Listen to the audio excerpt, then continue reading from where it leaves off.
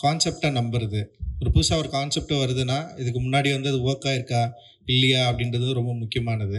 ஆனா வந்து இந்த மாரி ஒரு கான்செப்ட்ட நம்பி, இப்படி ஒரு விஎஃப்எக்ஸ் டீமையும் நம்பி, அவங்க மேல நம்பிக்கை வச்சு, ஏன்னா நம்மகிட்ட வந்து பெரிய பொருளாதார பலம் இல்ல. ஒரு மாரி ஒரு பயங்கர டெக்னிக்கலா ஒரு விஎஃப்எக்ஸ்ல வந்து செம சூப்பரா சவுண்டா ஒரு படம் பண்றது அப்படின்றது வந்து எனக்கு வந்து ஒரு பெரிய சேலஞ்ச். அந்த சேலஞ்ச வந்து நான் கேட்டேன். விஎஃப்எக்ஸோட பட்ஜெட்ட கேட்டேன். இந்த படத்துக்கும் இவங்க காட்டுன விஷுவல்ஸ்க்கும் வந்து நிச்சயமா அந்த பட்ஜெட் பத்தாது. ஆனா அந்த பட்ஜெட்ல இத அச்சீவ் பண்ணியிருக்கிறது பயங்கர கன்வின்சிங்கா இருந்தது அந்த விஷுவல்ஸ். ஆரம்பத்துலேருந்தே வந்து அந்த விஎஃப்எக்ஸ் டீம் மேலே ஜிவி சாருக்கு ஒரு பெரிய நம்பிக்கை இருந்தது.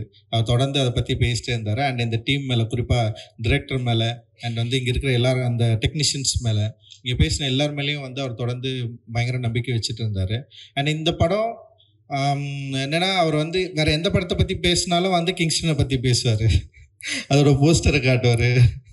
அவர் வீடியோ நம்ம பாருங்க இப்படி ஒரு படம் பண்ணிருக்கோம்.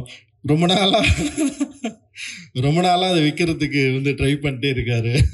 இதை எப்படியாவது மக்கள்கிட்ட கொண்டு போய் சேர்க்கணும் அப்படின்னு சொல்லிட்டு பயங்கரமா ட்ரை பண்ணிட்டே இருக்காரு. அது நிச்சயமா ஒர்க் ஆகும்னு நினைக்கிறேன். ஏன்னா இன்னைக்கு வந்து அந்த ட்ரெய்லர் பார்க்குறப்போ வந்து அதோட visual quality, sound and music எல்லாமே பயங்கர பிளெண்ட் ஆகிட்டு, அப்புறம் அதோட ஆர்டிஸ்ட்டு, அப்புறம் என்னென்னா அதோட விஎஃப்எக்ஸ் ஒர்க்குடைய அந்த ரியாலிட்டி வந்து உண்மையிலேயே வந்து நிச்சயமா இதை கரெக்டாக மக்கள்கிட்ட கொண்டு போய் சேர்க்கும் அப்படின்னு வந்து நம்புகிறோம். ஏன்னா இன்னைக்கு வந்து தமிழ் சினிமாவில், திரைப்பட உலகத்தில் வந்து ஒரு படம் எடுத்து ரிலீஸ் பண்ணுறது வந்து ஒரு பெரிய சவாலான ஒரு விஷயமா தான் தொடர்ந்து இருந்துகிட்டே இருக்குது. அப்படி இருக்கிறப்ப வந்து இந்த மாதிரி கண்டென்ட் பேஸ்டு படத்தை நம்பி எடுத்து இது மக்கள்கிட்ட கொண்டு போய் சேர்க்கணும் அப்படின்றதே வந்து ஒரு மிகப்பெரிய ஒரு விஷயந்தான். அதை அச்சீவ் பண்ணுறதுக்கு வந்து போராட்டிகிட்டு இருக்க இந்த குழுவுக்கு வந்து என்னுடைய வாழ்த்துக்கள்.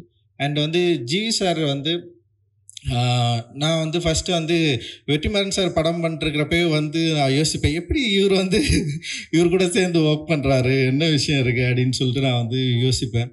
எந்த மியூசிக் சென்ஸ் வந்து அவருக்கு ரொம்ப பிடிச்சிருக்கு அப்படின்னு யோசிச்சுட்டு இருக்கிறப்போ எனக்கும் அவருக்கும் வந்து ஒர்க் பண்ணுறதுக்கு வந்து ஒரு வாய்ப்பு கிடைச்சிது.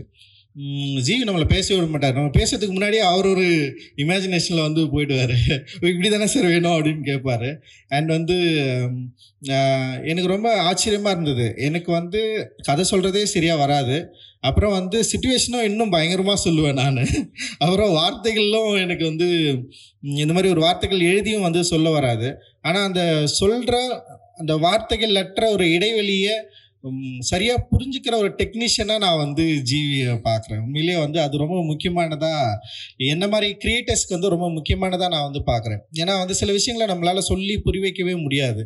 அது அப்படியே மண்டையில் இருக்கும், இல்லை நெஞ்சில் இருக்கும், அதுலேருந்து வெளியே வரவும் வராது. அது எழுத்தாகவும் எழுத முடியாது. அப்படி எழுத முடியாததை வந்து